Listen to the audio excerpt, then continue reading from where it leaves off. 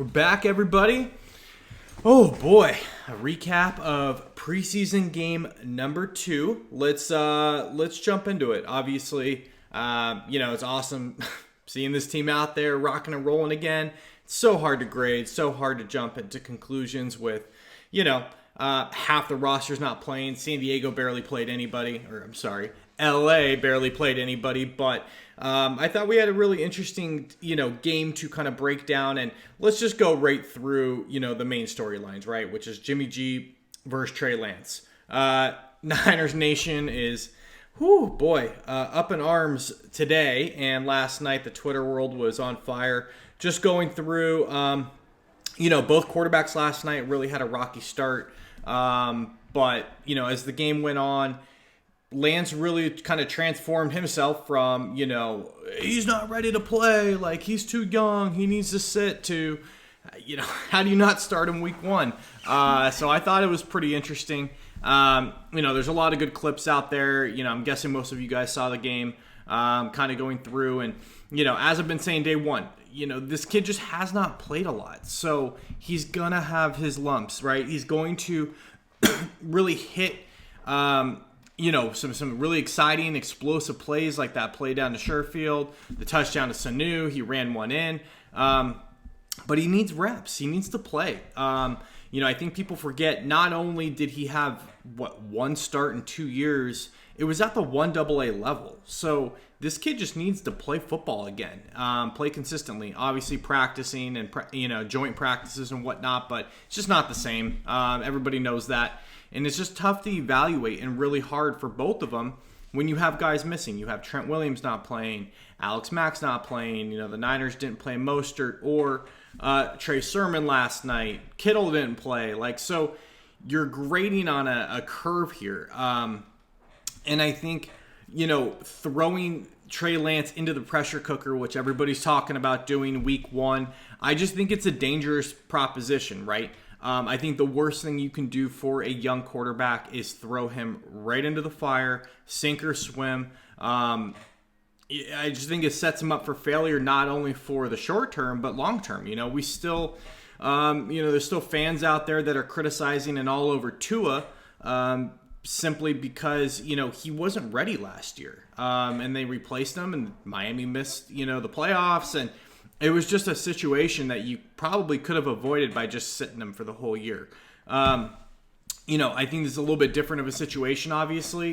He's not coming off an injury or anything, but I think you've seen how electric and how awesome Trey Lance can be. But let's go through it. I think the one thing that came out of last night is, again, you see the flashes. You see the plays where he makes it and you go, whoa, this kid could be something pretty damn special. But again, it's grading on a curve, right? We saw him playing against scrubs and doing this versus guys who aren't going to be playing in 3 weeks. Everyone that Trey Lance played against for the most part last night, once San Diego took out Kenneth Murray and a few of their starters, those guys aren't going to be playing. So, again, everything's judged and graded on a curve. But I thought Kyle had a pretty interesting mic drop, which, again, sent 49ers fans into a frenzy last night when he said he's not ready to name a week 1 starter. So, when we're looking at this, I break it down into 2 questions. Is he saying this to keep Detroit on their toes and making them prepare for 2 quarterbacks? Maybe. That's my take. Or is the door really left open for Trey Lance to go and take this job? I don't know. Only time's going to tell. We'll know here in about a week or 2, right? I can't imagine Kyle, we see on September 12th, we're unsure of who's going to start, right? I think that question's going to get answered here in the next week or so. But, I just wanted to go through a quick little, here's the argument for Jimmy G starting week 1. First off, the Lions and Eagles are very winnable games. That's who we open up with. It's on the road with fans. Remember, that's a pretty key element, especially when you're talking about Philadelphia early in the season.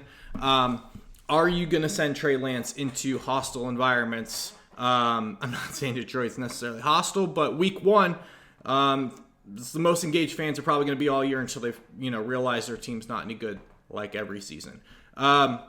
So is that how you're going to open up Trey Lance's career? 2 straight road games and then come home for 2 tough games. I think Jimmy G is obviously more prepared to go into those environments and pull out victories for you. I think Jimmy G can operate the playbook, right? Like we've seen him do it a number of times. He got this team to the Super Bowl by running a run-first approach and delivering the ball to where it needs to be and move the chains. I think the other big key is with those road games, like the NFC West is going to be elite this year, right? You can't afford to get off to a slow start. If you get off to a slow start, you're playing catch-up. This division is going to be just a gauntlet all season long, right? So I think with 2 winnable games, the Niners have to pull these out. They need to start the season 2-0 if they want to shot this division, in my opinion. You come home versus Green Bay and Seattle, but you got to remember these teams have tough starts as well. Like Seattle's got to play the Colts. Obviously, Wentz is probably not going to start, although he did practice this morning, so we'll see there. But then they got to go Titans-Vikings. Like Seattle could be 0-3. They could be 3-0. Like they've got a tough start. Rams, Bears, Colts, Bucks, Cardinals. Like they have a tough start. Cardinals, they open up Titans, Vikings. Then they get the Jaguars, but then they got to play the Rams. Like I think the Niners have a very, very optimistic, approach here that they could end up 3-1 to start this season. And so, if Trey's not ready, are you willing to maybe sacrifice a slow start for the bigger picture? I don't know. It's definitely an interesting conversation. My biggest thing on why I think Jimmy Garoppolo does end up starting, if, putting myself in Kyle's shoes here, you can always go from Jimmy G to Garoppolo. Or I'm sorry, Jimmy G to Lance. I don't think you can go the other way around. I think once you make that decision that Trey Lance is your guy, he's your guy for the next decade maybe. You're not going to go back and forth. You're not going to rotate. When you name him the starting quarterback, he's your starting quarterback, point blank. I think Kyle is going to take the more disciplined approach, you could say, and say, look, he's like a veteran Major League Baseball pitcher. We are giving him the rock in a playoff game. We're going to ride him as long as he can go and as long as he's solid. But the minute that there's, bases loaded and he runs into some trouble, Lance is going to be in the bullpen warming up and ready to rock. So I think they're going to put Garoppolo in, see how far he can take this team, and ride it. Because there's a really good chance that Garoppolo comes down with an injury. Or, maybe it's not until game 3, game 4, maybe game 7 that Garoppolo starts to falter a little bit. And by then, that buys Lance time to kind of be in the playbook, see real-world reps, see the game. Kyle's going to have packages for him, get him out there on the field in situations that are favorable. I think that's the approach that Kyle's thinking. But, who knows, right? And I think, too, like you see in these preseason games, like Trey Lance is missing throws, too, right? So, whereas Trey Lance might have the bigger upside, I think Kyle knows what he's getting in Jimmy G and knows he can win football games with Jimmy G. So that's the argument I think everyone's saying, for lack of a better term, that's on Team Jimmy G to start week 1. The argument for Trey Lance, game reps is what he needs, right? Practice and everything else, it just doesn't simulate the real game. So he's going to have some struggles. But the argument is, do we speed up that development process by getting him in day 1, playing day 1? He needs to develop. He needs to take those lumps. He needs to make those mistakes in order to learn and grow. And if you think you can win games with him early on, maybe he's fully operational and rocking and rolling by mid-season. So that's, I think, the biggest argument for Lance is why are we postponing the inevitable here? And I think overall, the thought is, obviously they traded up for him, is this team needs Trey Lance and his ceiling to win a Super Bowl. The only way, you get that ceiling is he needs to start at the ground floor and work his way up from there. So, again, why are we prolonging that? Get him in early, let him get his, mistakes out of the way and get him up to speed. So when you hit midseason and you hit the end of the year in that home stretch, he's fully functional and capable at that point. The other argument is, look, Kyle can scheme up anybody, right? This team went 6-10 last year with Mullins and Beathard, both who are backups on other teams now. They were back up here to Jimmy Garoppolo. So this team can win 6 games with those guys with a depleted roster and injuries across the board. I think a lot of people are saying, yeah, we might be able to win, 8, 9, 10 games with Jimmy Garoppolo, but if we can do that, then why can't we win 8, 9, 10 games with Trey Lance? And even more. So I think the big elephant in the room when it comes to Trey Lance is, A, is he ready? Does Kyle feel he's ready and can take this team and get victories? But also, is Kyle going to let him run and gun? Because I think what we're seeing right now is Trey Lance is probably not ready to sit back and drop back in the pocket 25, 35 times in a game and just run Kyle's offense.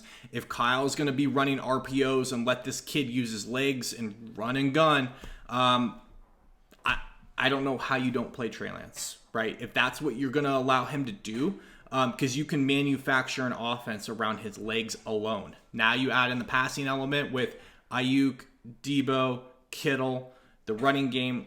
I think you have a pretty dangerous and dynamic offense there. It's just a matter of what Kyle's wanting to do and willing to do, feels he's ready to do. So I think the big thing that a lot of people are seeing right now is, well, if Garoppolo is going to make mistakes and turn the ball over, what are we missing? And I don't disagree with that. So I think the ball is very much in Garoppolo's court. I think, again, I'm sticking with my prediction from a few weeks ago. They're going to roll Garoppolo out there week 1. So it's the safe move. I think Kyle knows Super Bowl is not won here in 3 weeks. It can make a difference if you make the playoffs or win the division, but it's not won week 1, 2, or 3. If Jimmy can go in there, command the offense, move the ball, win games, I think it is buying Trey Lance more development time, and I think they're going to ride it. If Garoppolo can go out there and, again, throw a perfect game and, a no-hitter and take this team deep into the 7th, 8th, 9th inning, they're going to do it. They're going to let him go. If he stumbles, if he gets hurt, if he's turning the ball over, we're going to see Trey Lance. There's no doubt about it. He's going to get packages anyways, but if Garoppolo can go out there and kind of hold his water and take care of business, they're going to ride it out. So I firmly believe that's kind of my prediction on what we're going to see here in a few weeks. But I don't know, man. Did Kyle leave the door open for Trey to go get it? We'll find out. So that's my quick little breakdown and an overview of my take on how last night played out. And we'll see what happens here in the next week or two. So should be fun. Feel free to interact with me, Vinny Levine 29 there on Twitter. And don't forget to subscribe, rate, review, interact with me on YouTube as well. And until next time, peace.